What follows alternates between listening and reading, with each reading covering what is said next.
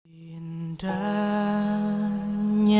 saat yang teduh menghadap tatap Bapa-Ku, ku naikkan doa padanya sehingga hatiku lega. Saudara-saudara jemaat yang terkasih dalam Tuhan kita Yesus Kristus, selamat hari Minggu, Shalom. Sebagai pelayan umat, kami selalu berdoa agar kita semua dikuatkan untuk menghadapi hidup yang sulit akibat banyak hal yang kita alami dari waktu ke waktu. Kita menjadi sadar bahwa ternyata hidup ini tidak luput dari berbagai peristiwa maupun bencana yang terjadi di mana-mana. Bencana alam seperti banjir, gempa, angin puting beliung, tanah longsor, dan bencana non-alam, yaitu virus corona. Semua bencana ini menggelisahkan umat manusia di dunia, saudara-saudara dan saya. Tapi yang paling mengkhawatirkan kita semua ialah bencana non-alam, pandemi COVID-19, virus corona, yang sampai saat ini kita alami. Kapan kita semua dapat bebas dari ancaman virus corona ini? 1-2 bulan? Atau 1-2 tahun ke depan? Semua orang, siapapun dia, tidak mampu berprediksi dengan pasti pandemi COVID-19 akan berakhir. Hanya Tuhan yang Maha Kuasa, Allah bangsa-bangsa, yang tahu hal ini. Karena itu sebagai manusia berdosa, kita semua punya kewajiban berdoa. Mohon belas kasihan Tuhan untuk menyelamatkan kita dari rupa-rupa bencana ini. Sebuah doa yang idealis dari setiap orang percaya adalah kita harus mengatakan kepada Tuhan, ampunilah kami orang-orang berdosa ini. Dan Tuhan mampukan kami agar bisa bertahan hidup bersama virus corona. Dan dalam hidup bersama, orang percaya tidak terkapar jatuh akibat virus ini. Saudara-saudara jemaat kekasih Tuhan, mungkin saja kita akan hidup bersama dan bertumbuh bersama seperti lalang di antara gandum dalam perumpamaan Tuhan Yesus di Matius 13 ayat 24-30. Di bagian ini dikatakan gandum bertumbuh subur bersama lalang. Dan ketika murid-murid Yesus bertanya kepada Yesus, Tuhan, maukah kita pergi mencabut lalang-lalang itu? Apa kata Tuhan Yesus? Jangan, biarkan dia bertumbuh bersama. Dan di saat masa panen tiba, kamu akan mengumpulkan lalang-lalang itu dan membakarnya. Sedangkan gandum-gandum itu, kamu kumpul dalam lambungmu dan bawa pulang ke rumah. Saudara-saudara, arti dari perumpamaan Yesus ini mengingatkan kita semua bahwa kita semua mesti hidup bersama, dibangun bersama, dan dibentuk bersama di tengah-tengah kesukaran dan rupa-rupa bencana. Di tengah semua itu, iman kita bertumbuh. Sehingga pada waktunya, orang percaya kepada Kristus, sungguh-sungguh melakukan firman-Nya, dia diselamatkan. Demikian juga dengan pandemi COVID-19. Kita semua harus hidup berdamai dengannya.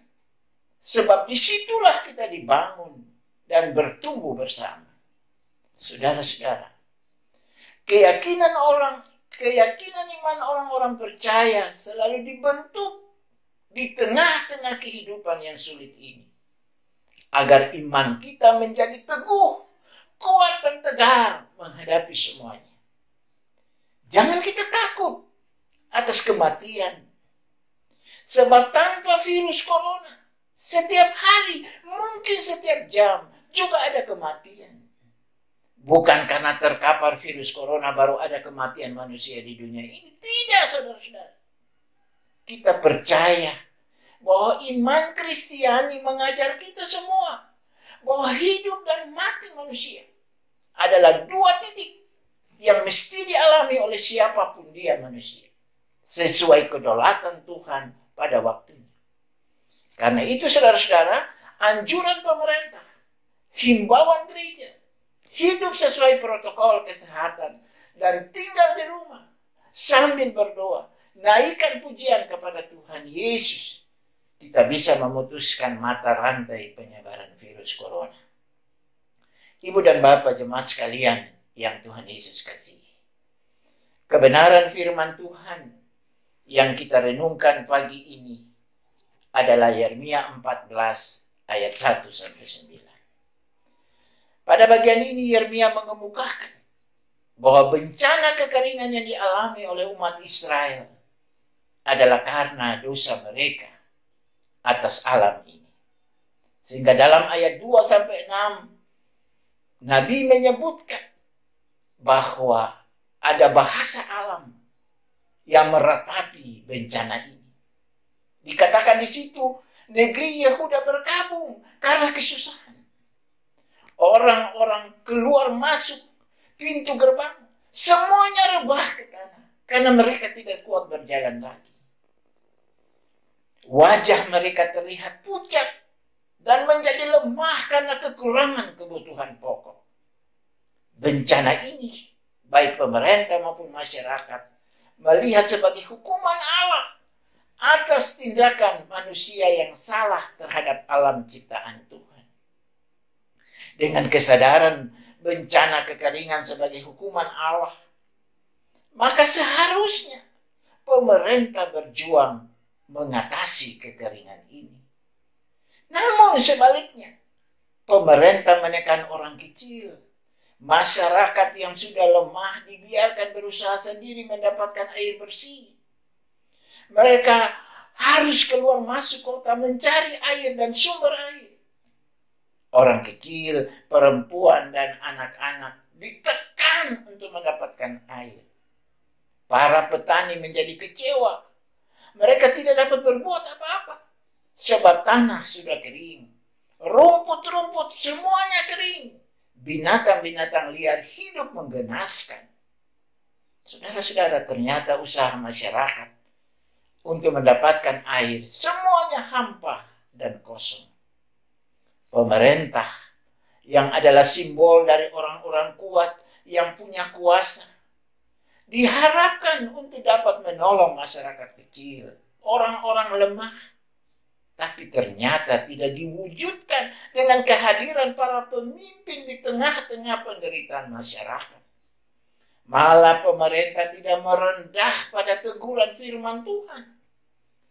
Mereka berpikir bahwa kekayaan dan martabat lebih besar dari sebuah pertobatan atas dosa-dosanya.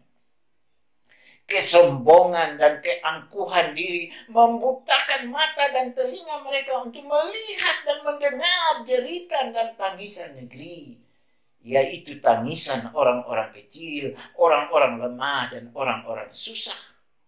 Bapak Ibu jemaat yang dikasihi dalam Tuhan Yesus Kristus, setiap bencana alam atau non-alam sebetulnya mengintrospeksi diri-diri kita semua, terutama para pemimpin atau orang yang diberi tanggung jawab untuk memimpin bangsanya.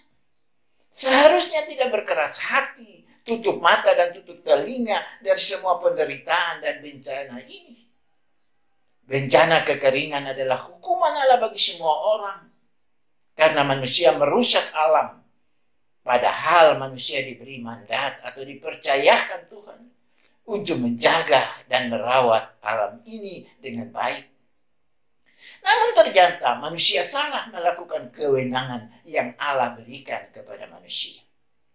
Maka disitulah manusia berdosa kepada Tuhan yang memberi tugas memelihara dan merawat alam atau bumi yang adalah rumah kita bersama. Karena itu, kalau bumi sakit, maka manusia pun sakit.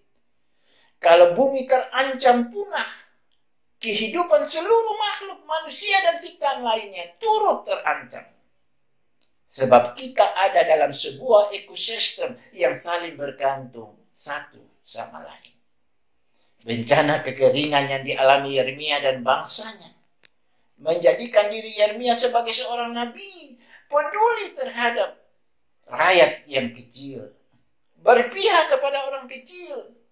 Karena itu bila kita melihat ayat 7-9 bacaan kita tadi, maka sebetulnya Nabi tidak berdiam diri.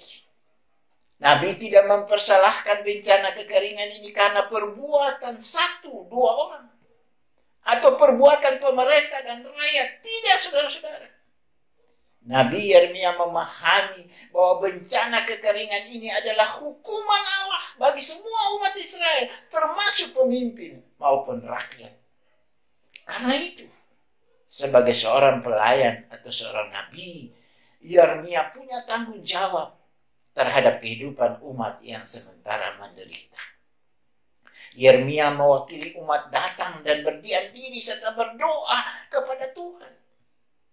Dalam doanya Nabi berseru kepada Tuhan, Tuhan, ampunilah umatmu, karena sekarang mereka mengakui bahwa bencana kekeringan adalah ulah mereka itu sendiri.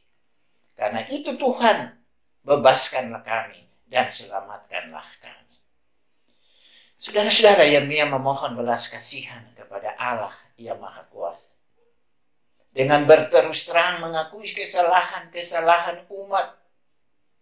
Karena hanya melalui keterbukaan hati dan pikiran kita orang berdosa, serta mengakui dosanya di hadapan Tuhan, maka disitulah Tuhan mengampuni.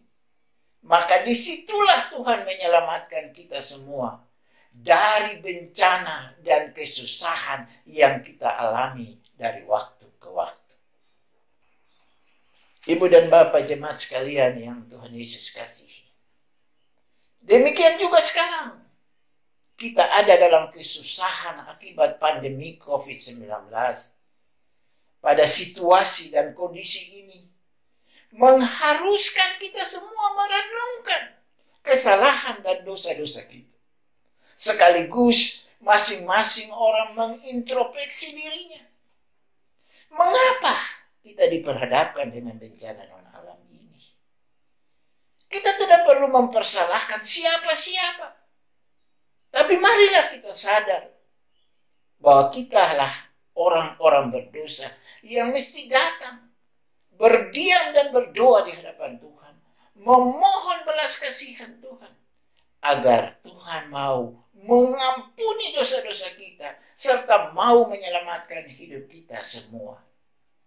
Penderitaan akibat bencana non-alam ini mengharuskan kita semua bukan sekadar berdoa saja, tapi mesti bertobat. Tiap bapak ibu keluarga mesti setia membangun doa syafaat dengan Tuhan. Mohon belas kasihan Tuhan agar hidup kita diselamatkan.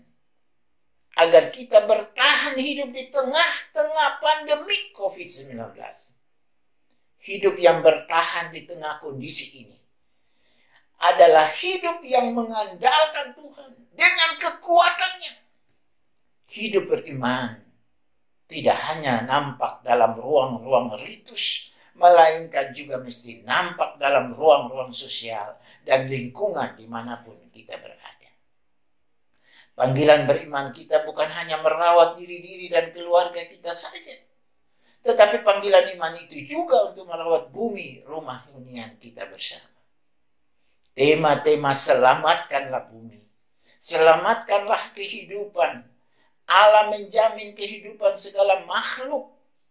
Itu pertanda bahwa GPM senantiasa melihat persoalan lingkungan ini sebagai bagian yang hakiki dari misi Allah yang diemban dalam rangka memelihara dan merawat kehidupan yang diciptakan dengan amat baik. Di sini panggilan kita untuk peduli terhadap lingkungan hidup, agar kehidupan berkelanjutan bagi generasi kita tetap terjamin. Demikian juga bagi semua orang yang dipercayakan Tuhan untuk memimpin di pemerintah maupun di gereja. Kita semua dipanggil untuk berjuang bagi kepentingan orang-orang yang dipimpinnya, terutama mereka yang lemah, yang susah, dan menderita akibat bencana ini. Baiklah pola kepemimpinan Nabi Yeremia menjadi pola kita semua untuk selalu berpihak kepada mereka-mereka yang susah. Tuhan memberkati kita semua. Shalom. Amin. Di waktu bimbang dan gentar, jiwaku aman dan segar, ku bebas dari